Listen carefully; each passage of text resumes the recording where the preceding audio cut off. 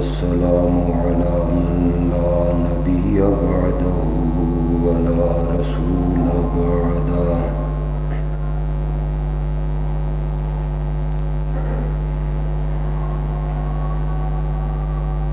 وعلى آله وأصحابه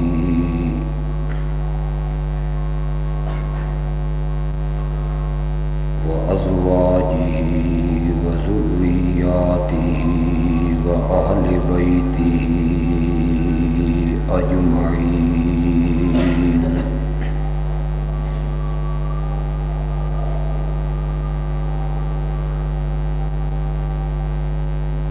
أما بعد فأعوذ بالله من الشيطان الرجيم.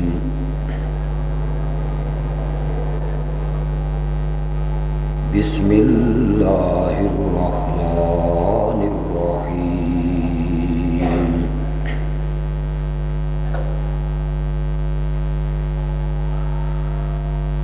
لقد رضي الله عن المؤمنين إذ يبايعونك تحت الشجرة فعلم ما في قلوبهم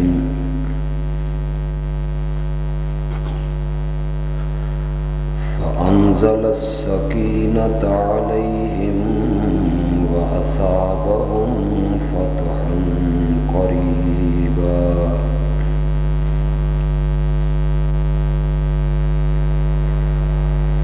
ومغانم كثيرة يأخذونها وكان الله عزيزا حكيما.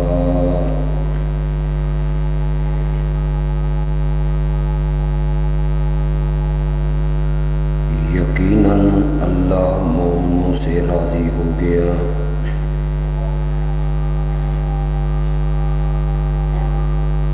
جب وہ بیعت کر رہے تھے آپ کے ہاتھ پر ایک درخت کے نیچے.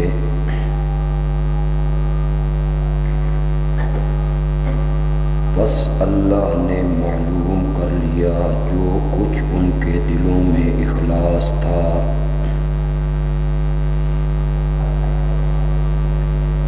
پھر اللہ نے ان پر تسکین اتاری اور بدلے میں دی ان کو قریبی فتح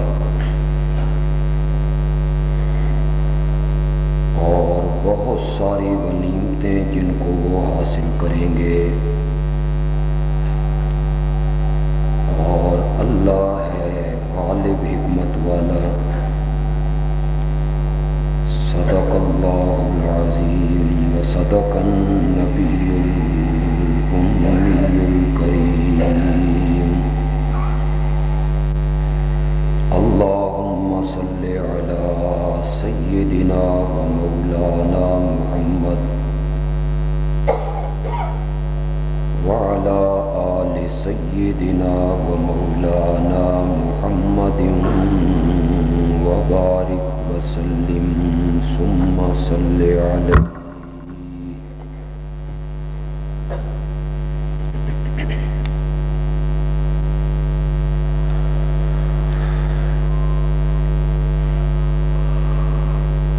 گزشتہ خطبے میں تاریخ اسلام کا ایک اہم واقعہ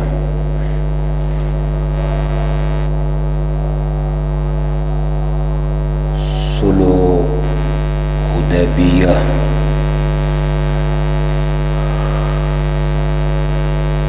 آپ کے سامنے بیان ہوا.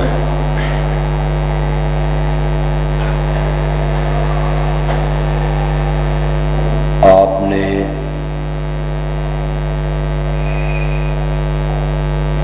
اس واقعہ میں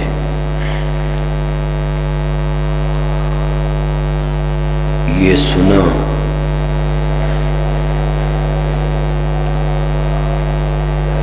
کہ امام الانبیاء سرور کائنات حضرت سیدنا محمد رسول اللہ صلی اللہ علیہ وسلم نے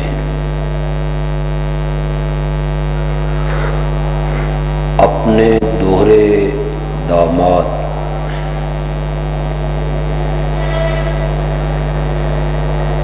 حضرت عثمان غنی رضی اللہ تعالی عنہ کو اپنا ایلچی، قاصد اور سفیر بنا کے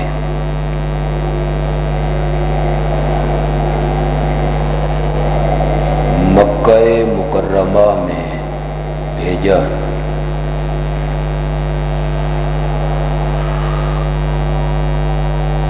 تاکہ وہ مشرکین مکہ کو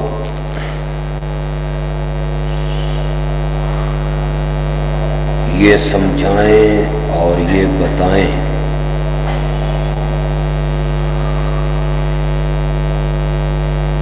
کہ ہم تم سے لڑنے کے لیے نہیں آئے،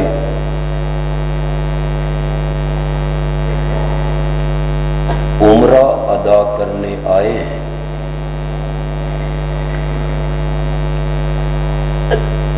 لہذا تم رکاوٹ پیدا نہ کرو اور مسلمانوں کو عمرے کے لیے مکہ مکرمہ میں آنے دو۔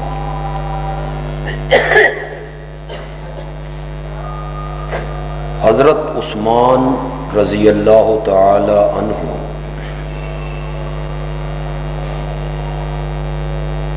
وہاں قید کر لیے گئے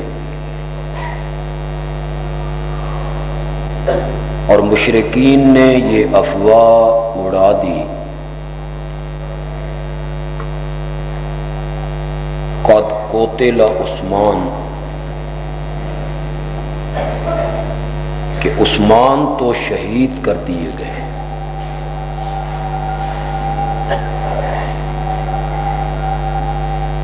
جب یہ خبر حدیبیہ میں پہنچی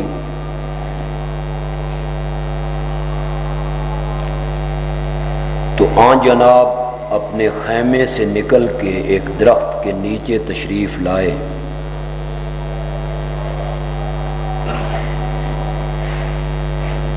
اور 1400 صحابہ کو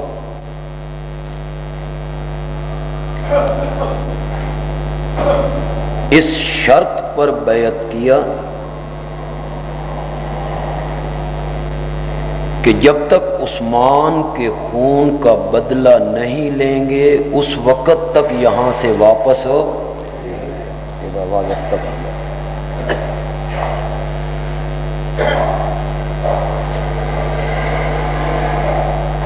1400 صحابہ نے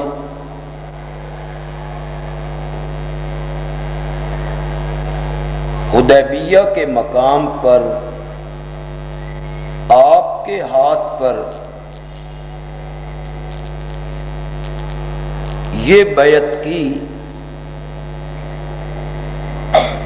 کہ جب تک عثمان کے خون کا بدلہ نہیں لیں گے اس وقت تک ہم واپس نہیں جائیں گے۔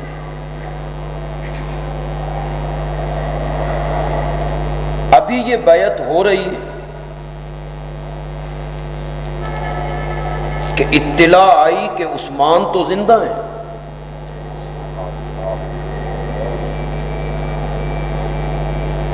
تو نبی اکرم صلی اللہ علیہ وسلم نے اسی وقت اپنا ایک ہاتھ دوسرے ہاتھ پہ مار کے فرمایا کہ یہ ہاتھ عثمان کا ہاتھ ہے،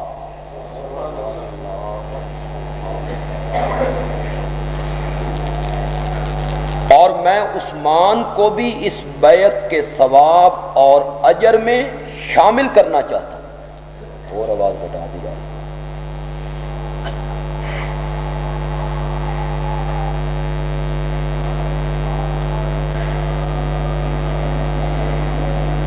حضرت عثمان رضی اللہ تعالی عنہ حدیبیہ میں موجود نہیں، ذرا توجہ کریں گے آپ، وہ مکہ مکرمہ میں اور تقریباً 6-7 میل کے فاصلے پر امام الانبیاء حدیبیہ میں۔ اس اہم موڑ پر اور اس اہم واقعہ میں عثمان موجود نہیں، لیکن میرے نبی نے موجود مانا۔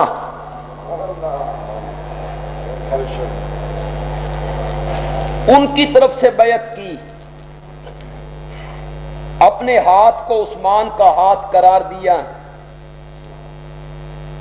یہ تاریخ اسلام کا ایک اہم موڑ تھا حدیبیہ، یہاں عثمان موجود نہیں، لیکن میرے پیغمبر نے از راہ شفقت عثمان کو موجود مانا۔ تاریخ اسلام کا ایک اور واقعہ بھی ایسا ہے جہاں عثمان موجود نہیں اور میرے نبی نے موجود مانا۔ وہ کون سی جگہ ہے؟ غزوہ بدر۔ یہ کفر اور اسلام کی پہلی جنگ، یہ حق و باطل کا پہلا معرکہ۔ حضرت عثمان کیوں موجود نہیں؟ کہ نبی اکرم صلی اللہ علیہ وسلم کی بیٹی رقیہ بیمار ہیں، اور نبی اکرم صلی اللہ علیہ وسلم نے انہیں ان کی تیمارداری کے لیے، دیکھ بھال کے لیے فرمایا ہے کہ تم مدینہ میں رہو گے۔ بدر کا معرکہ طے ہو گیا، بدر میں لڑائی ہو رہی ہے، لوگ شہید ہو رہے ہیں، لوگ جنگ میں ہیں، لوگ سفر میں ہیں، ہتھیار چل رہے ہیں، خون بہہ رہے ہیں۔ جب نبی پاک کو اور مسلمانوں کے لشکر کو فتح ہو گئی ہے اور میرا پیغمبر مال غنیمت تقسیم کرنے لگا ہے، تو جتنا حصہ میرے نبی نے غازیوں میں تقسیم کیا ہے، اتنا حصہ میرے نبی نے عثمان کے لیے بھی الگ کر لیا ہے۔ دو موقع ہیں اور یہ دونوں بڑے اہم واقعے ہیں، ایک حدیبیہ اور ایک بدر۔ حضرت عثمان دونوں موقعوں پر موجود نہیں، لیکن میرے نبی نے ان دونوں موقعوں پر حضرت عثمان کو موجود مانا ہے۔ یہ میں جانتا ہوں کہ میرے عثمان کے ذوالنورین ہونے کی اور کوئی وجہ ہے، دو نوروں والا، دو روشنیوں والا، دو نوروں والا۔ یہ میں مانتا ہوں کہ امت کے اکابر اور امت کی اکثریت ذوالنورین ہونے کی کوئی اور وجہ بیان کرتی ہے، اور میں ابھی ذکر کروں گا اس وجہ کو، لیکن میں کہتا ہوں جہاں عثمان کے ذوالنورین ہونے کی وہ دوسری وجہ ہے، عثمان کے ذوالنورین ہونے کی ایک وجہ یہ بھی ہے کہ تاریخ اسلام کے دو موقع ایسے ہیں، عثمان موجود نہیں ہے، میرے پیغمبر نے موجود مانا ہے۔ اس وجہ سے بھی عثمان کیا ہیں؟ ذوالنورین ہیں۔ بڑی وجہ ہے، میں اور وجہ بھی اس کی پیش کر سکتا ہوں، لیکن اس اقرار کے بعد کہ امت کے اکابر اور امت کے جو اکثریت ہے وہ ذوالنورین ہونے کی اور وجہ بیان کرتی ہے، جس کو میں سب سے آخر میں انشاءاللہ عرض کروں گا اگر وقت ہوا تو۔ لیکن میں کہتا ہوں کہ عثمان کے ذوالنورین ہونے کی وہ وجہ ہے، اور یقیناً وہ وجہ ہے، اور میں اس کا قائل ہوں، اور حقیقتاً وہ وجہ وہی ہے۔ لیکن اگر اس کو میں فراخ کر لوں اور اس کو میں تھوڑا سے وسعت دے دوں تو میں کہتا ہوں کہ عثمان کے ذوالنورین ہونے کی صرف وہ وجہ نہیں ہے، اس کے علاوہ بھی عثمان کے ذوالنورین ہونے کی وجہ ہے، اور اس میں سے ایک وجہ یہ ہے کہ دو موقعوں پر موجود نہیں اور میرے نبی نے ان کو موجود۔ ایک اور وجہ بھی، یہ جو نبی پاک صلی اللہ علیہ وسلم کے بعد خلافت چلی ہے، پہلے خلیفہ حضرت ابو بکر ہیں، دوسرے حضرت عمر ہیں، تیسرے عثمان ذوالنورین ہیں، چوتھے حیدر کرار ہیں، پانچویں حضرت حسن ہیں، چھٹے امیر معاویہ ہیں۔ یہ جب تک صحابہ نبی پاک کی مسند پہ رہے، امامت پہ رہے، مصلی پہ رہے، اقتدار میرے نبی کے صحابہ کے پاس رہا ہے۔ یہ جتنے صحابہ میرے نبی کے مصلی امامت پہ آئے اور خلافت پہ آئے اور وہ امام بنے اور وہ خلیفہ بنے، توجہ چاہوں گا، جتنے بھی بنے، حضرت ابو بکر ہوں یا حضرت عمر ہوں، حضرت عثمان ہوں یا حضرت علی ہوں، اب آپ حضرت حسن اور امیر معاویہ کو چھوڑ دیں، وہ بات کی بات ہے، وہ پچھلے لوگ ہیں۔ امیر معاویہ کو بھی ہجرت کا شرف حاصل نہیں ہوا اور حضرت حسن کو بھی ہجرت کا شرف حاصل نہیں ہوا، وہ پیدا ہی مدینہ میں ہوئے ہیں، شادی حضرت علی اور حضرت فاطمہ کی مدینہ منورہ میں ہوئی ہے، انہوں نے ہجرت کہاں کرنی تھی، وہ پیدا ہی نہیں ہوئے۔ ان دو کو چھوڑ دیجیے اور پہلے چاروں کو لے لیجیے، حضرت ابو بکر ہیں، حضرت عمر ہیں، حضرت عثمان ہیں، حضرت علی ہیں، ان چاروں خلفاء میں صرف عثمان ایسا خلیفہ ہے جس نے ایک ہجرت نہیں کی ہے، دو ہجرتیں کی ہیں۔ پہلی ہجرت کی ہے مدینے سے حبشے کی طرف، حضرت ابو بکر نے نہیں کی ہے، حضرت عمر نے نہیں کی ہے، وہ ہجرت حضرت علی نے نہیں کی ہے، وہ ہجرت کی ہے صرف حضرت عثمان نے اپنی بیوی کے ساتھ کی ہے، حضرت رقیہ کے ساتھ کی ہے۔ ایک ہجرت حضرت عثمان نے کی ہے مکہ مکرمہ سے حبشے کی طرف، اور دوسری ہجرت کی ہے حضرت عثمان نے مکہ مکرمہ سے مدینے کی طرف۔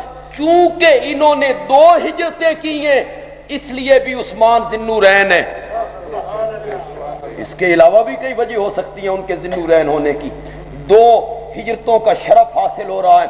آپ علماء کے خطبوں میں سنتے رہتے ہیں نا، علماء جب عربی کا خطبہ پڑھتے ہیں تو وہاں علماء حضرت ابو بکر کا ذکر کرتے ہیں تو کہتے ہیں افضل الانبیاء بعد الانبیاء، افضل الناس بعد الانبیاء بالتحقیق سیدنا صدیق ابی بکر صدیق، یعنی ایک جملہ وہ یہ کہتے ہیں جب حضرت عمر کی بات آتی ہے پھر ایک لقب وہ بیان کرتے ہیں، حضرت عثمان کی بات آتی ہے ایک اکثر جملے خطبہ استعمال کرتے ہیں، سنیے گا وہ کیا کہتے ہیں، کہتے ہیں کامل الحیاء، بولتے نہیں ہیں، کامل الحیاء والایمان۔ جب حضرت عثمان کا ذکر آتا ہے تو عربی میں جب عالم خطبہ پڑھتے ہیں تو وہ کہتے ہیں کامل الحیاء والایمان سیدنا عثمان ابن عفان رضی اللہ تعالی عنہ، یعنی ایمان میں بھی کامل ہے، حیا میں بھی کامل ہے، کامل الحیاء والایمان، حیا اتنا ہے، اللہ اکبر اللہ اکبر۔ میں نے پچھلے جمعے ذکر کیا نا، فرماتے ہیں جب سے میں نے اسلام کی بیعت کی ہے اور نبی پاک کے ہاتھ پر ہاتھ رکھا ہے، میں نے دہنے ہاتھ سے اپنی شرمگاہ کو کبھی چھوا تک نہیں، کبھی چھوا تک نہیں ہے۔ حیا کا یہ عالم ہے کہ غسل خانہ ہے، چار دیواری ہے، حضرت عثمان نے ساری زندگی کپڑے اتار کے کبھی غسل نہیں کیا، چار دیواری کے اندر بھی حیا اتنا کامل ہے، حیا اتنا کامل ہے کہ نبی اکرم صلی اللہ علیہ وسلم تشریف فرما ہے، دروازے پہ دستک ہوتی ہے، آپ آنے کی اجازت دیتے ہیں، آنے والے صدیق اکبر ہیں، نبی پاک بلا بے تکلف بیٹھے ہوئے ہیں ٹیک لگا کے، اور آپ کی پنڈلی سے کپڑا ہٹا ہوا ہے، صدیق اکبر آئے، آپ بے تکلف بیٹھے رہے ہیں، آپ نہ اٹھے ہیں نہ کپڑا درست کیے ہیں، پھر دستک ہوئی ہے، دروازہ کھولا گیا ہے، آنے والے حضرت فاروق اعظم ہیں، نبی پاک بلا تکلف اسی طرح لیٹے ہوئے ہیں، پنڈلی مبارک سے کپڑا ہٹا ہوا ہے۔ تیسری بار جو دستک ہوئی تو پوچھنے والے نے پوچھا کون ہے، کہ میں عثمان ہوں۔ نبی پاک نے فرمایا ذرا ٹھہریے گا، ذرا ٹھہریے گا۔ نبی پاک اٹھے ہیں، اپنی پنڈلی مبارک پہ کپڑے کو درست کیے ہیں، سیدہ عائشہ ام المومنین یہ سارا منظر دیکھ رہی ہیں، یہ سارا منظر دیکھ رہی ہیں، پوچھتی ہیں یا رسول اللہ میرے بابا آئے آپ اسی طرح بیٹھے رہے، فاروق اعظم آئے آپ اسی طرح بیٹھے رہے، عثمان ذی النورین آئے آپ اٹھے کپڑا درست کیا، پھر آنے کے لیے آپ نے کہا، نبی پاک نے فرمایا عائشہ اس سے حیا کیوں نہ کروں جس سے رب کے فرشتے حیا کرتے ہیں۔ کامل الحیاء، بولیے گا کامل الحیاء वल ईमान, हजरत उस्मान के जिन्नुरैन होने की एक वजह ये भी है, उनमें ईमान भी कामिल है, उनमें हया भी कामिल। कई वजूहात पेश हो सकती हैं, लेकिन असल वजह वही है जो आखिर में जिक्र करूंगा इंशाअल्लाह जाके। इसके अलावा कई वजूहात हो सकती हैं। मसलन हजरत सिद्दीक अकबर रजी अल्लाह तआला अन्हु बड़े सखी हैं, इससे कोई इनकार नहीं है, उनकी सखावत से कोई इनकार नहीं है। गज़वे तबूक में उन्होंने जब माल खर्च किया है, सारे सहाबा को पीछे छोड़ दिया है। उस दिन हजरत उमर ये समझ रहे थे मेरे हालात ठीक हैं और मैं आज बढ़ जाऊंगा, मैं आज आगे निकल जाऊंगा। लेकिन जब सिद्दीक अकबर आए ना, थोड़ा सा सामान लेकर जो बज़ाहिर हजरत उमर से कम था, तो हजरत उमर खुश हो गए कि मेरे पास सामान ज्यादा है, हजरत अबू बकर का सामान थोड़ा है। लेकिन नबी पाक ने जब सवाल किया ना, सवाल की नौइयत ने काया ही पलट दी। ये नहीं पूछा कितना लाए हो, तो वो कहते इतना लाया हूं, अबू बकर कहते इतना लाया हूं, तो फिर हजरत उमर जीत जाते। नबी पाक ने फरमाया, उमर घर में क्या छोड़ के आए हो? कि निस्फो निसफ किया, आधा घर में रख दिए, आधा आपके पास लाया हूं। नबी पाक ने फरमाया, अबू बकर तू घर में क्या छोड़ के आया है? फरमाया, माल मंगे होवे यार, माल मंगे होवे यार, और अबू बकर घर में कुछ छोड़ के आया है। या रसूल अल्लाह, झाड़ू दे दिया है, अपने तन के कपड़े उतारे हैं, बोरिए का लिबास पहना है, कांटे के बटन लगाए हैं। इमाम राजी ने तफसीर राजी में लिखा कि जब सिद्दीक अकबर सारा माल लेके आए हैं और बोरिया का लिबास पहना है और कांटे के बटन लगाए हैं, ऊपर से जिब्रील अमीन आए, रहमत कायनात ने देखा जिब्रील अमीन ने भी बोरिए का लिबास पहना हुआ है। जिब्रील, ये नया लिबास कैसा है, नया लिबास कैसा है? तो जिब्रील कहते हैं, या रसूल अल्लाह, आज तेरे यार दा लिबास रब नू एडा पसंद आया, एडा पसंद आया, रब ने ऐलान किया कि सब ये लिबास पहन के मुझे दिखाओ। अपना लिबास भी दे दिया है, घर का माल भी दे दिया है, असबाब भी दे दिया है। हजरत अबू बकर की सखावत में कोई शक नहीं है, कोई शक नहीं है। वो सखी हैं, लेकिन उन्हें शहादत का रुतबा नहीं मिला है, उन्हें शहादत का रुतबा नहीं मिला है कि वो फी सबीलिल्लाह शहीद हो जाएं या जुल्मन शहीद हो जाएं, या घर में उन्हें मार दिया जाए, उनका पानी बंद कर दिया जाए, मस्जिद नबवी में दाखिला बंद कर दिया जाए, उन पर पथराव किया जाए, उन पर जुल्म और तशद्दुद किया जाए, इंतहा में उनको कत्ल कर दिया जाए। नहीं है, वो सखी जरूर हैं, लेकिन सखावत का नूर सिद्दीक अकबर में है, शहादत का नूर सिद्दीक अकबर में नहीं है। उस्मान में सखावत का नूर भी है, शहादत का नूर भी है, इस वजह से भी जरूर है। सखावत भी जमा है, शहादत भी जमा है, दो नूर अल्लाह ने उस्मान गनी में जमा कर दिए। सखी कितना है? मस्जिद नबवी की जगह तंग पड़ गई है, रहमत कायनात ने चंदे की अपील की है कि जगह तंग है, इसको फराख करना है। कौन है जो करीब की जमीन खरीद के मस्जिद के लिए वक्फ करे?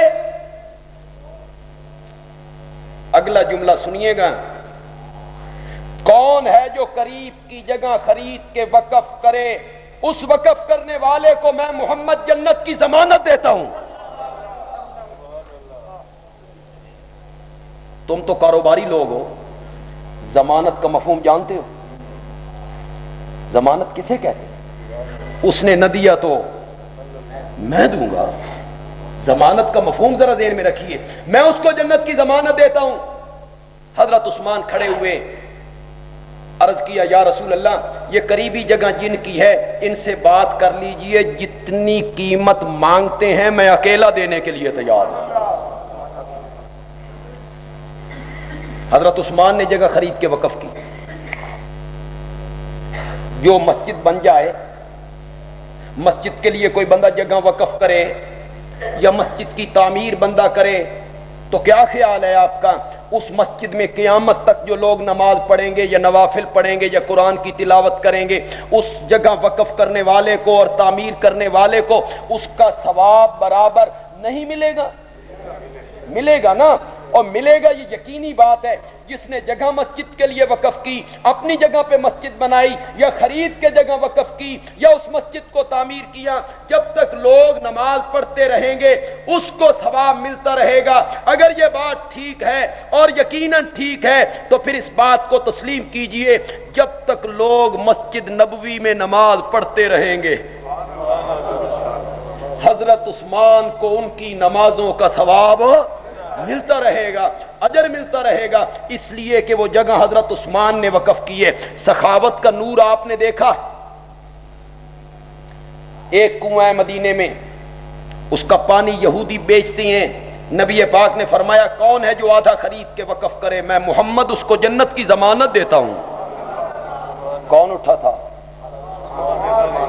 یا رسول اللہ میں خریدتا بھی ہوں اور خرید کے مسلمانوں کے لیے وقف بھی کرتا ہوں، اپنی ملکیت میں نہیں رکھتا ہوں، اور اس سے اگر یہودی بھی پانی لینا چاہیں تو ان سے بھی کوئی قیمت وصول نہیں کرتا ہوں، باقی کا آدھا خرید کے وقف کیا۔ یہ سخاوت کا نور ہے جو حضرت عثمان رضی اللہ تعالی عنہ کی ذات میں موجود ہے۔ اور غزوہ تبوک کے موقع پر پہلے اونٹوں کا اعلان کرتے ہیں، 100 اونٹ میں دوں گا، 200 میں دوں گا، 300 میں دوں گا، 900 میں دوں گا۔ جب بار بار حضرت عثمان اٹھے نا تو نبی پاک نے فرمایا اب تم نے اٹھ کے نہیں کہنا ہے کہ اتنے اونٹ میں دوں گا۔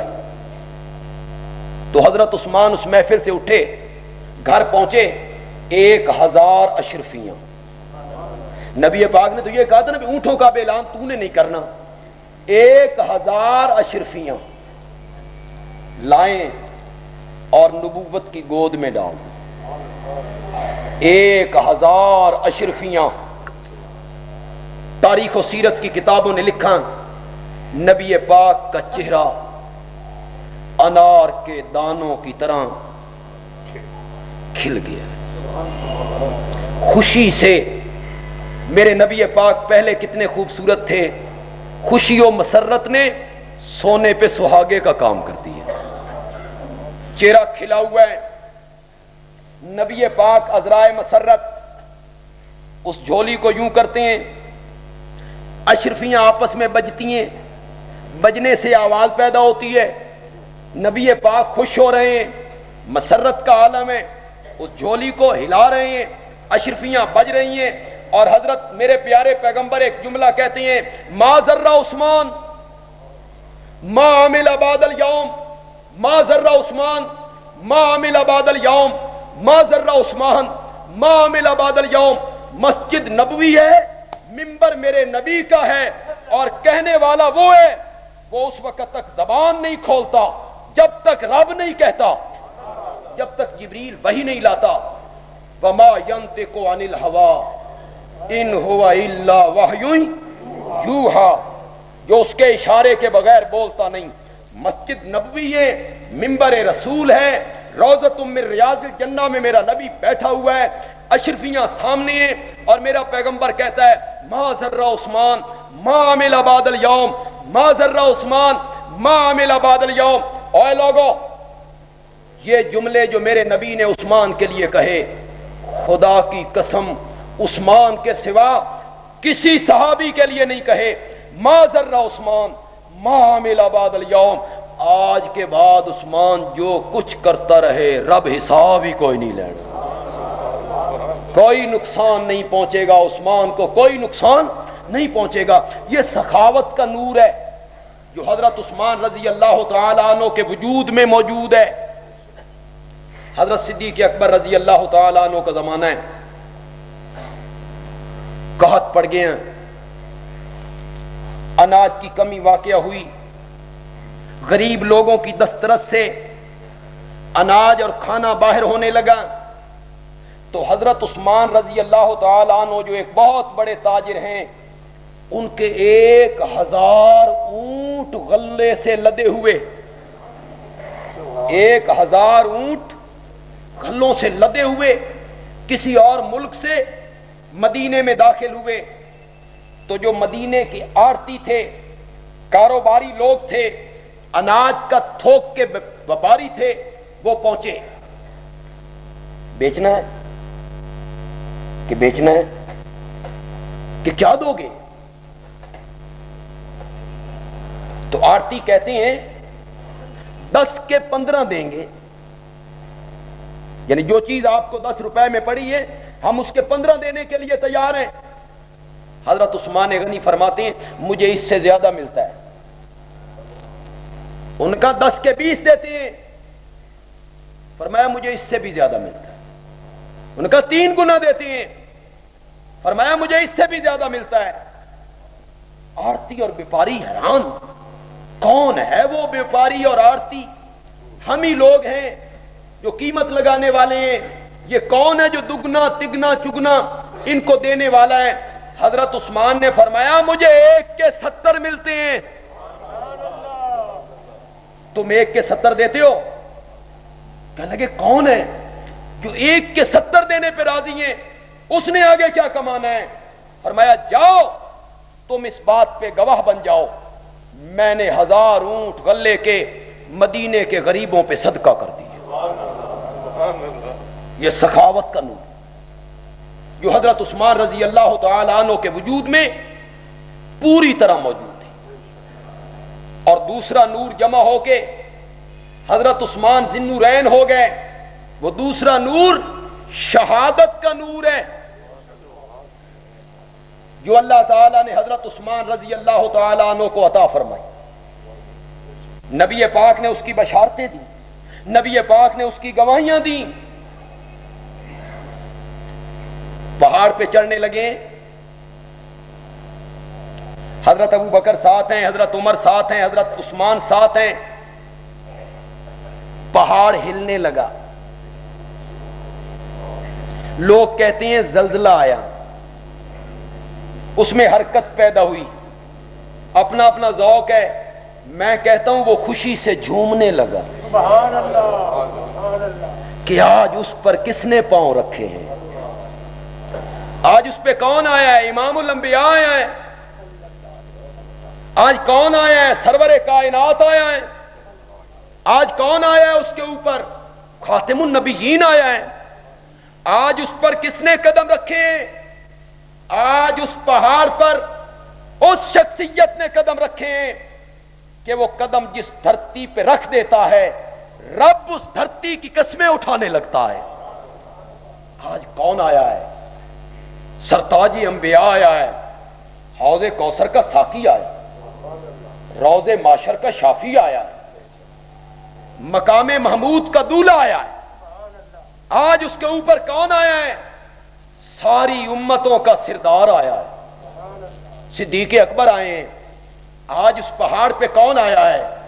وہ آیا ہے جو زمین پہ بولتا ہے، نبی پاک اس کے مشورے کو پسند نہیں کرتے تو اللہ آسمانوں سے کہتے ہیں میرے پیارے جو عمر نے فرش پہ کہا ہے تیرے رب نے عرش پہ قبول کر لیا۔ آج اس کے اوپر کون آیا ہے؟ کامل الحیاء والایمان آیا۔ آج کے اس کے اوپر کون آیا ہے؟ عثمان ذی النورین آیا ہے، نبی پاک کا دوہرا داماد آیا ہے۔ وہ جھومنے لگا نا تو نبی پاک نے فرمایا اسکن اسکن، ٹھہر جا، علیک نبی علیک نبی و صدیق و شہیدان، تجھ پر آج ایک نبی آیا ہے، دوسرا ابو بکر صدیق آیا ہے اور اس کے ساتھ 2 شہید آئے ہیں۔ تو گویا کہ نبی پاک نے یہ بشارت دی تھی کہ حضرت عمر بھی شہید ہوں گے اور حضرت عثمان بھی شہید ہوں گے۔ نبی پاک بیٹھے ہوئے ہیں، دروازے پہ دستک ہوئی ہے، نبی پاک نے فرمایا ہے دروازہ کھولو اور آنے والے کو جنت کی بشارت دے دو۔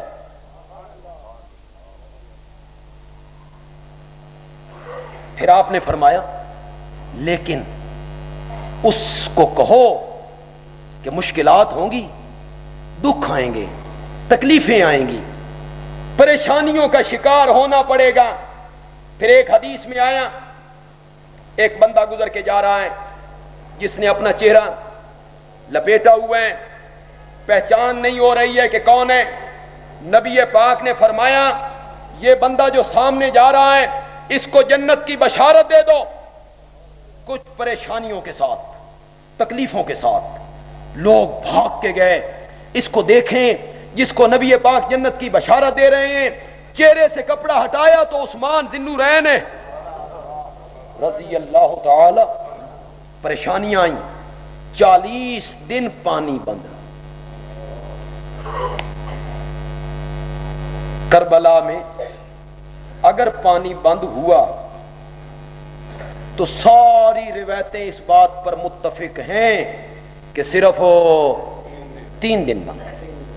اگر ہوا تو یہ کل بتاؤں گا، کل ذکر کریں گے، اس واقعے کو ذکر کریں گے کل کے پروگرام میں انشاءاللہ۔ اگر بند ہوئے تو کتنے دن؟ تمام روایات اس پہ متفق ہیں۔ اور عثمان ذی النورین کا پانی 40 دن بند ہوا ہے۔ لوگوں، جس دریائے فرات سے حضرت حسین رضی اللہ تعالی عنہ اور ان کے خان وادے کا پانی بند ہوا ہے، وہ دریائے فرات انہوں نے اپنی جیب سے نہیں خریدا تھا، وہ پانی ان کا خریدا ہوا نہیں تھا۔ ظلم کی انتہا دیکھو، حضرت عثمان غنی کا پانی جس کنویں سے بند کیا گیا وہ کنواں حضرت عثمان کا خریدا ہوا۔ ظلم کی آپ انتہا دیکھ رہے ہیں۔ یہ لڑتا نہیں ہے، یہ تلوار نہیں اٹھاتا، محاصرہ ہے، تلواریں، لوگ اندر داخل ہونا چاہتے ہیں۔ اللہ اکبر۔ عام میں سمجھدار اور پڑھا لکھا طبقہ موجود ہے، جب جان پہ بن پڑے نا، بلی بھی شیر ہو جاتی۔ جب جان پہ بن پڑے تو بلی بھی جھپٹا مارتی۔ یہ اندر بیٹھا ہے، پیاسا ہے، باہر محاصرہ ہے، تلواریں، اندر داخل ہونا چاہتے ہیں۔ صحابہ میں عبداللہ ابن سلام، حضرت ابو ہریرہ، خود حضرت علی رضی اللہ تعالی عنہ ایک ایک کر کے آتے ہیں۔ عثمان خدا دا نائیں، اجازت دے، چھٹ اجازت دے، تو امیر المومنین ہے، تیری اجازت کے بغیر ہم کوئی قدم نہیں اٹھا سکتے ہیں، ہم امیر کے پیروکار ہیں اور امیر کی اطاعت لازم ہے، اجازت دے دے۔ پھر دیکھ چند منٹوں میں باغیوں کو کس طرح تتر بتر کر دیتے ہیں، اجازت دیجئے۔ اور حضرت عثمان کہتے ہیں جس شہر میں میرے نبی کے قدم لگے ہوں میں اس شہر کو خون سے رنگین نہیں کرنا چاہتا، میں اپنی ذات کے لیے مسلمانوں کا خون بہاؤں۔ جو میرے دفاع میں لڑیں گے وہ مریں گے بھی تو صحیح، جو میرے دفاع میں لڑیں گے ان کا خون بھی تو بہہ جائے گا۔ میں نبی پاک کے شہر کو خون سے رنگین نہیں کرنا چاہتا، مر جاؤں گا، اس کی اجازت نہیں دوں گا۔ امیر معاویہ رضی اللہ تعالیٰ عنہ پیغام بھیجتے ہیں میرے صوبے میں آ جائیے۔ حضرت امیر معاویہ کے پاس کتنی فوج ہے؟ 1,60,000۔ ایک صوبے کے گورنر کی فوج، شام، دمشق، 1,60,000۔ آ جائیے، میں دیکھتا ہوں باغی کس طرح شام کا رخ کرتے ہیں، چھوڑ دیجئے مدینہ، میرے پاس آ جائیے۔ حضرت عثمان کہتے ہیں مرتا مر جاؤں گا، نبی کے شہر کو کبھی نہیں چھوڑوں۔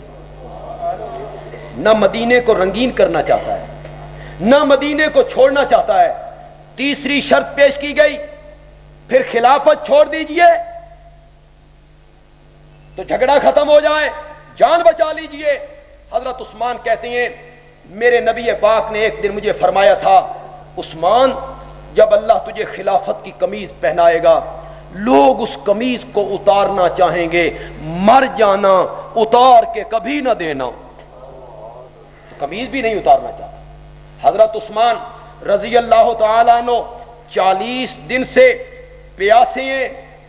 آخری دن جب جمعے کی رات ہے, آگے صبح جمعے کا دن ہے, رات کو نبی پاک کی زیارت ہوئی. تاریخ و سیرت کی کتابوں نے نقل کیا, حضرت عثمان رضی اللہ تعالیٰ عنہ خواب میں دیکھتے ہیں نبی اکرم ہیں, حضرت ابو بکر ہیں, حضرت عمر ہیں, اور نبی پاک کہتے ہیں عثمان کیا حال ہے؟ یا رسول اللہ 40 دن سے ان لوگوں نے پانی بند کیا ہوا ہے. نبی پاک نے فرمایا مشکل کے دن کٹ گئے,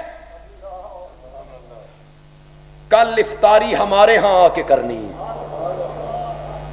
کل افطار ہمارے ہاں آ کے کرنا ہے. کئی دن سے روزوں سے تھے. حضرت عثمان کی جو بیوی ہیں نائلہ, جن کی 3 انگلیاں کٹ گئی تھیں, حضرت عثمان پر وار ہونے لگا تو انہوں نے وار کو روکنا چاہا تو 3 انگلیاں ان کی کٹ گئی تھیں. حضرت نائلہ کہتی ہیں عثمان کئی دنوں سے آپ نے کچھ نہیں کھایا پیا, بھوک سے آپ نے ڈھال ہیں, آپ کو نیند کیسے آ جاتی ہے؟ حضرت عثمان رضی اللہ تعالیٰ عنہ کہتے ہیں نائلہ جب بھوکے ہوتے ہوئے قرآن کی تلاوت کرتا ہوں تو ساری بھوک مٹ جایا. آخری وقت بھی حضرت عثمان کی جب شہادت ہو رہی ہے اس وقت بھی قرآن سامنے ہے. دروازے پہ پہرے دار کون ہے؟ حضرت عثمان رضی اللہ تعالیٰ عنہ کے دروازے پر پہرا کون دے رہے ہیں؟ حسنین کریمین. حسنین کریمین نے شہادت کے گر اسی مدرسے سے سیکھے تھے, پہرا دے رہے ہیں. لیکن باغی دیوار پھلانگ کے اندر داخل ہوئے, نائلہ چلائی عثمان ڈاکو آ گئے, قاتل آ گئے. قرآن کی تلاوت کر رہے ہیں, نظریں وہی ہیں, اور بیوی سے کہتے ہیں آخری وقت میں تو نظر قرآن سے مت ہٹواؤ, آخری وقت میں نظر قرآن سے مت ہٹواؤ. لوگ آئے ہیں, لوہے کی سلاخ ماری ہے, خون کا پہلا قطرہ قرآن کے جن لفظوں پہ گرا ہے فَسَيَكْفِيكَهُمُ اللَّهُ, فَسَيَكْفِيكَهُمُ اللَّهُ, کافی ہے تجھ کو ان دشمنوں کے مقابلے میں اللہ. اس آیت کا کیا معنی ہے؟ کافی ہے تجھ کو ان دشمنوں کے مقابلے میں کون؟ اللہ. حضرت عثمان رضی اللہ تعالیٰ عنہ کی ذات میں 2 نور موجود ہیں, سخاوت کا نور بھی موجود ہے اور شہادت کا نور بھی. اس وجہ سے بھی حضرت عثمان کیا ہیں؟ ذی-النورین ہیں. لیکن ذی-النورین ہونے کی جو حقیقی وجہ ہے وہ یہ ہے کہ بدر کے مارکے میں حضرت رقیہ بیمار ہیں. جب بدر میں فتح ہو گئی تو آپ نے ایک آدمی کو مدینہ منورہ میں بھیجا, جاؤ اور مدینے والوں کو اطلاع دو کہ اللہ نے مسلمانوں کو فتح دے دی ہے اور کافر بھاگ گئے. جس وقت فتح کا اعلان کرنے والا مدینہ منورہ میں داخل ہوا, این اس ٹائم حضرت رقیہ کو دفن کیا جا رہا. ادھر سے فتح کی بشارت آئی, ادھر حضرت رقیہ نبی پاک کی بیٹی دفن ہو رہی ہیں. حضرت عثمان انتہائی پریشان ہیں, غم میں ہیں, افسوس میں ہیں, یہ بھی کہ بیوی نہ رہی اور یہ بھی کہ میرا گھر نبی پاک کی بیٹی سے خالی ہو گیا ہے. سب سے بڑا غم یہ ہے نبی پاک کی بیٹی میرے ہاں ہے اور میرا گھر نبوت کی بیٹی سے خالی ہو گیا ہے, اور ایک مومن کا جو نبی سے رشتہ ہے یہ بڑی اہمیت کا حامل ہے, بڑی فضیلت کا حامل ہے. پریشان ہے. ایک دن مسجد نبوی سے جو باہر نکلے تو باہر نکلتے ہوئے دروازے کے قریب پہنچے, رحمت کائنات نے حضرت عثمان کے کاندھے پہ ہاتھ رکھا. عثمان پریشان ہو, ہاں یا رسول اللہ، آپ سے ایک تعلق تھا دامادی کا، سسر کا، آپ کی بیٹی میرے گھر کی زینت اور عزت تھی، وہ رشتہ ٹوٹ گیا، تعلق منقطع ہو گیا ہے، اس لیے پریشان ہوں۔ نبی پاک نے فرمایا پریشان نہ ہو، یہ جبریل امین کھڑا ہے اور یہ رب کا پیغام دے رہا ہے کہ ام کلثوم دوسری بیٹی کا رشتہ تیرے ساتھ کر دوں۔ نبی پاک نے دوسری بیٹی بھی کس کے نکاح میں دے دی؟ بولو، کس کے نکاح میں دے دی؟ حضرت عثمان رضی اللہ تعالی آدم علیہ السلام سے لے کر میرے پیارے پیغمبر تک تمام امتوں میں کوئی مسلمان اور کوئی فرد ایسا نہیں آیا، اور میرے پیغمبر کے بعد تو آ سکتا بھی نہیں، اس لیے کہ نبوت کا دروازہ بند ہے۔ آپ کے بعد کسی نبی نے نہیں آنا، آپ کے بعد جو نبوت کا دعویٰ کرتا ہے دجالونا کذابونا، وہ دجال بھی ہے، کذاب بھی ہے، دائرہ اسلام سے خارج بھی ہے، جو اس کو مانتا ہے وہ بھی خارج ہے، جو اس کو کافر نہیں کہتا، بولو، جو اس کو کافر نہیں کہتا وہ بھی دائرہ اسلام سے خارج ہے۔ میرے نبی پر نبوت کا دروازہ بند ہو گئے ہیں، آپ کے بعد تو کوئی بندہ ایسا آ بھی نہیں سکتا، لیکن حضرت آدم سے لے کر میرے پیارے پیغمبر تک کوئی انسان ایسا نہیں آیا جس کے گھر میں ایک نبی کی دو بیٹیاں ہوں، نہیں آیا، نہیں آیا، صرف ایک آیا ہے اور وہ عثمان ذی النورین ہے۔ اس وجہ سے بھی ذی النورین کہتے ہیں کہ حضرت عثمان کے گھر میں میرے نبی کی دو بیٹیاں، اسی لیے تو یار لوگوں نے پروپیگنڈا کیا نبی دی دھیک کے، نبی کی بیٹی ایک ہے فاطمہ ہے، اور یہ ام کلثوم اور رقیہ جو ہے نا، ایک خدیجہ دیاں پچھ لگنے، سمجھ رہے ہو؟ پچھ لگ سمجھ رہے ہو؟ یعنی خدیجہ کا جو پہلے نکاح تھا نا، یہ اس میں سے ہیں، یہ میرے نبی کی بیٹیاں نہیں ہیں، یہ ربیبہ ہیں، پچھ لگ گئے، خدیجہ کی پہلے خامن سے ہیں۔ میں کہتا ہوں اٹھاؤ فریقین کی کتابیں، ہماری کتابیں اٹھائیے، دوسرے فریق کی کتابیں اٹھائیے، اصول کافی اٹھائیے یا حیات القلوب اٹھائیے یا کوئی سی تاریخ کی کتاب اٹھائیے، کیا اس میں یہ لکھا ہوا نہیں ہے؟ نبی پاک نے فرمایا اللہ اللہ میری بیوی خدیجہ پر رحمتیں نازل کرے جس سے اللہ نے مجھے 4 بیٹیاں عطا کی، زینب، رقیہ، ام کلثوم اور فاطمہ۔ کیا فریقین کی کتابیں اس بات کو ثابت نہیں کرتی ہیں؟ کیا قرآن اس بات کو ثابت نہیں کرتا؟ یا ایھا النبیو کل ازواجکا، میرے پیغمبر میرے نبی کہہ دے اپنی بیویوں کو، وبناتکا، اور کہہ دے اپنی بیٹی کو، بنات جمع ہے کہ واحد ہے؟ جمع، اس کی واحد کیا ہے؟ بنت، اور بنات کیا ہے؟ جمع، اور جمع کا اطلاق کم از کم کتنوں پہ ہوتا ہے؟ 3 پر۔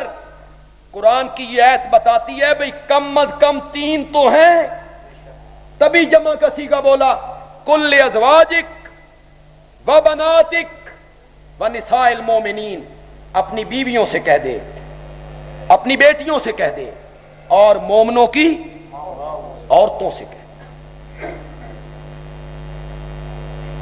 اس وجہ سے حضرت عثمان کو ذی النورین کہتے ہیں۔ یہ دوسری بیٹی کا رشتہ نبی پاک نے حضرت عثمان سے کی۔ خدا کی قدرت دیکھیے، دوسری بیٹی کا بھی انتقال۔ حضرت عثمان پھر پریشان ہوئے کہ وہ جو نبوت کے ساتھ رشتہ تھا وہ کٹ گیا، وہ ختم ہو گیا، منقطع ہو گیا۔ تو رحمت کائنات نے حضرت عثمان کی پریشانی کو دیکھ کے فرمایا عثمان مجھے کعبہ کے رب کی قسم ہے اگر میری 40 بیٹیاں ہوتی اور وہ مرتی چلی جاتی میں یکے بعد دیگر تیرے نکاح میں دیتا چلا جاتا۔ کتنی بیٹیاں؟ ایک سوال آپ سے کرنا چاہتا ہوں، تم اپنی بیٹیوں کے رشتے کرتے ہو، تم اپنی بہنوں کے رشتے کرتے ہو، شریف خاندانوں میں کہ رذیل خاندانوں میں؟ اچھے لوگوں میں یا گندے لوگوں میں؟ کتنی تحقیق کرتے ہو؟ کسی شہر میں آپ نے رشتہ کرنا ہو، وہاں جو آپ کے دوست رہتے ہیں آپ ان کو کہتے ہیں یار فلاں محلے میں ہم اپنی بیٹی کا رشتہ کرنا چاہتے ہیں، تو ذرا چیک کر کے دے منڈا کی ہو جی، اس دی اٹھک بیٹھک کیسی ہے، چنگا بندہ ہے، میں یار دھی دینی ہے، جگر کا ٹکڑا کاٹ کے دینا ہے۔ اس نے بتایا باقی تے ٹھیک ہے، ہیروئن بیچدا، دیتے ہو؟ بولتے نہیں ہو؟ دیتے ہو؟ باقی تو یار ٹھیک ہے، زانی ہے، دیتے ہو؟ نہیں دیتے ہو۔ کوئی شریف آدمی اپنی بیٹی کا رشتہ غلط جگہ پہ نہیں کرتا دیدہ دانستہ، وہ دیکھتا ہے نسب اعلیٰ، شرافت اعلیٰ، عزت اعلیٰ، عظمت والا اچھا رشتہ دیکھتا ہے۔ اگر یہ بات صحیح ہے تو میرے نبی نے کہا تھا میری 40 بیٹیاں ہوتی عثمان میں تجھے دیتا چلا جاتا۔ معلوم ہوتا ہے میرے پیغمبر کو عثمان سے پیارا نظر ہی کو نہیں آیا۔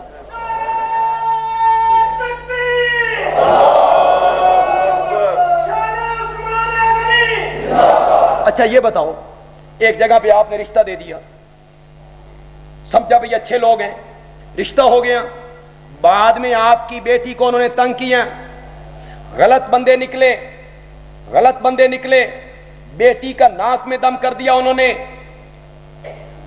دعا رشتہ ہی اتھے دے چھڑ دیو نا، کیا خیال ہے؟ اور اگر آپ کی بیٹی خدا نہ خواستہ مر جائے اور وہ تنگ ہو ان سے بڑی، باپ کے پاس آ کے روتی ہو، باپ کے گلے لگ کے باپ کے گلے کرتی ہو کہ مجھے کہاں باندھا ہے آپ نے بابا، وہ مر جائے بیٹی خدا نہ خواستہ، دوئی دھی بھی اتھے ہی دے چھڑ دیو نا؟ نہیں، بلکہ جب وہ مانگنے کے لیے رشتہ آتے ہیں تو آپ لوگ کہتے ہیں ایک دے کے ویکھی بیٹھے ہیں بھائی، جیڑا تسی سن ٹھنڈا کیتا نا، اے بابا ٹلو ساڑی اگے بڑی دھی تنگ اتھے، ہم نے دوسرا رشتہ وہاں نہیں کرنا ہے۔ آپ دوسرا رشتہ اس خاندان میں کرتے ہیں جس خاندان کے داماد نے آپ کے سینے کو ٹھنڈا کیا ہو، اچھے لوگوں، بہتر لوگوں، ٹھنڈک پہنچائی ہو، آپ کہتے ہیں یار خاندان اچھا ہے، بندے اچھے ہیں، پہلی بیٹی بڑی سوکھی ہے، دے دو دوسری بیٹی، دے دو بھتیجی بھی، دے دو چوتھا رشتہ بھی، جس نے سینے میں ٹھنڈک ڈالی ہو وہاں رشتے کرتے ہو۔ میرے نبی نے کہا تھا میری 40 بیٹیاں ہوتی میں عثمان کو دیتا چلا جاتا، معلوم ہوندہ میرے عثمان نے نبی دے کلیجے ٹھنڈ پا چھڑی، ٹھار دیتا، سینہ ٹھار دیتا۔ تبھی تو میرے نبی نے کہا تھا میری 40 بیٹیاں ہوتی تو میں عثمان کے نکاح میں دیتا چلا جاتا۔ یہاں پڑھا لکھا طبقہ موجود ہے، آج کچھ نئے لوگ بھی مجھے نظر آ رہے ہیں، لوگ محرم آوے تو لوگ بھی ویکھن آندے بھائی مولوی لڑدے کی ہیں،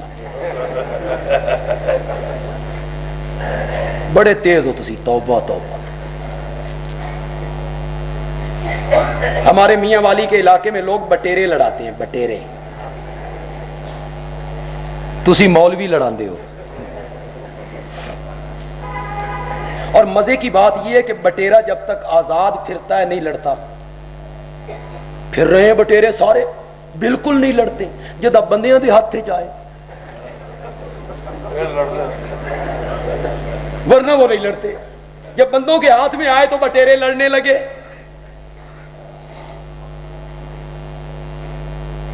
تنقید کے رنگ میں نہیں، تحقیق کے رنگ میں ایک بات کہنا چاہتا ہوں، بنو امیہ کے خاندان پہ تنقید کرتے ہو اور جھوٹی روایتیں گھڑتے ہو کہ میرے پیارے پیغمبر نے فرمایا تھا بنو امیہ ملعون قبیلہ ہے اور ان پر لعنتیں بھیجتے ہو. یہ تم جو اہل سنت کہلانے والے ہو, تمہارا ذہن بھی بنو امیہ کے بارے میں کلیئر نہیں ہے.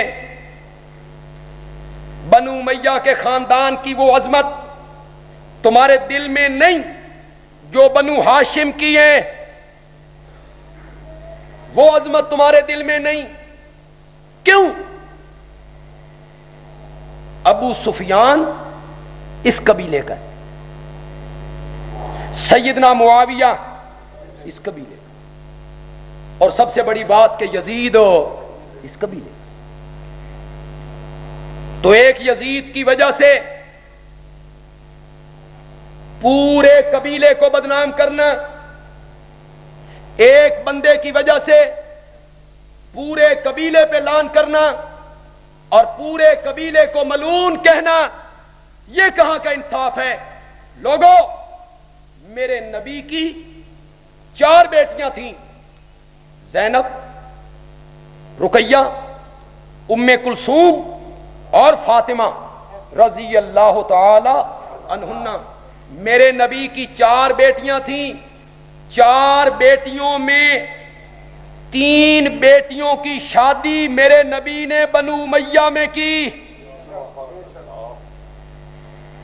بڑی بیٹی زینب ابو العاص کے نکاح میں.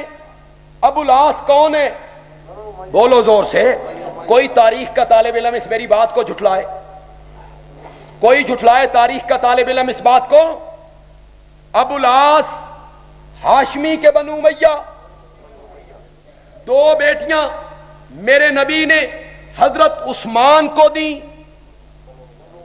حضرت عثمان ہاشمی کے بنو امیہ. 4تھی بیٹی میرے نبی نے حضرت علی رضی اللہ تعالی عنہ کو دی. وہ کون ہے؟ ہاشمی. حضرت علی کیا ہے؟ ہاشمی. 3 بیٹیوں کا نکاح بنو امیہ سے.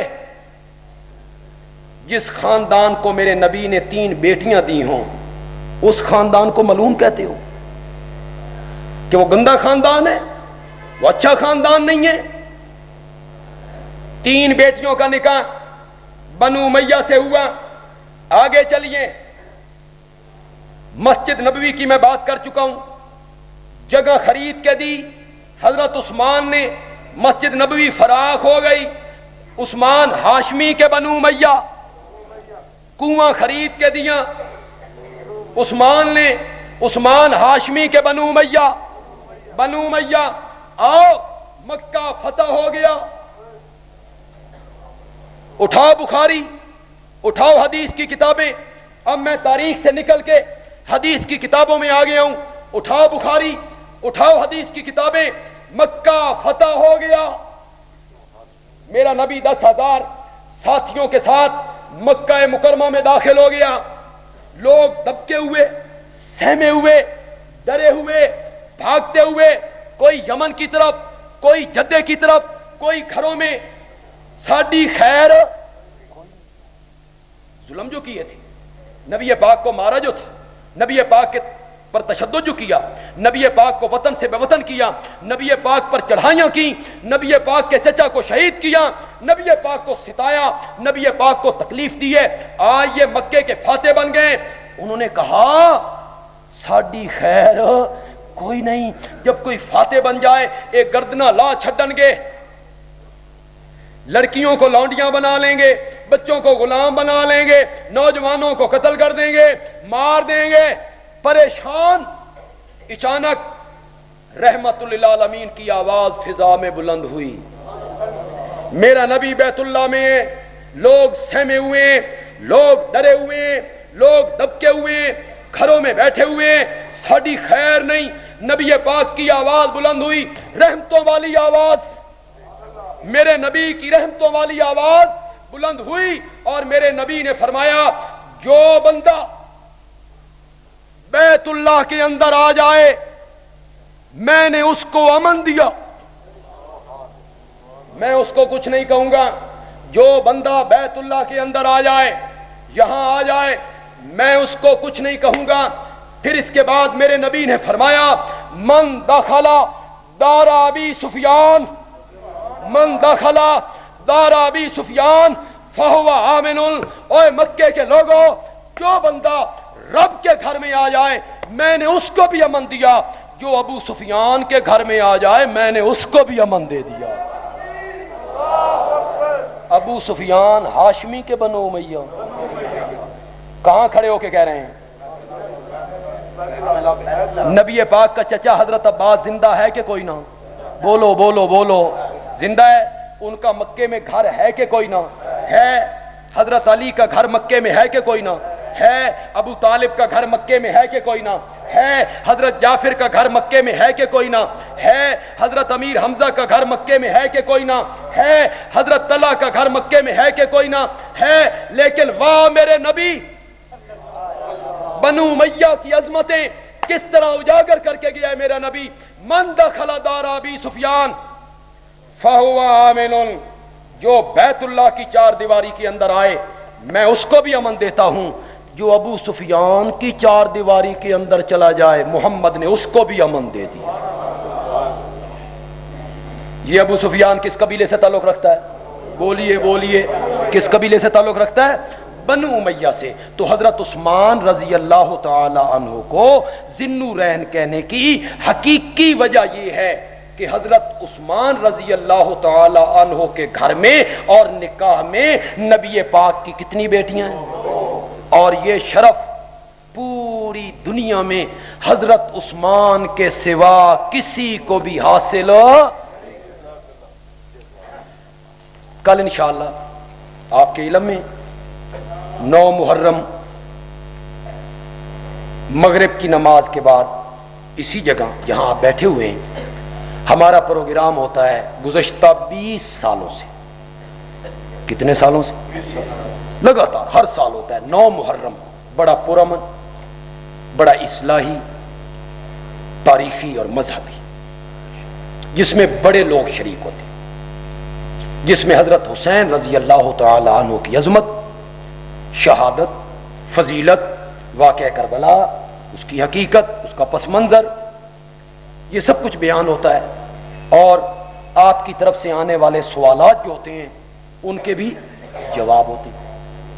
آپ بڑے شوق سے, بڑے ذوق سے, بڑی محبت سے اس پروگرام میں تشریف لاتے ہیں.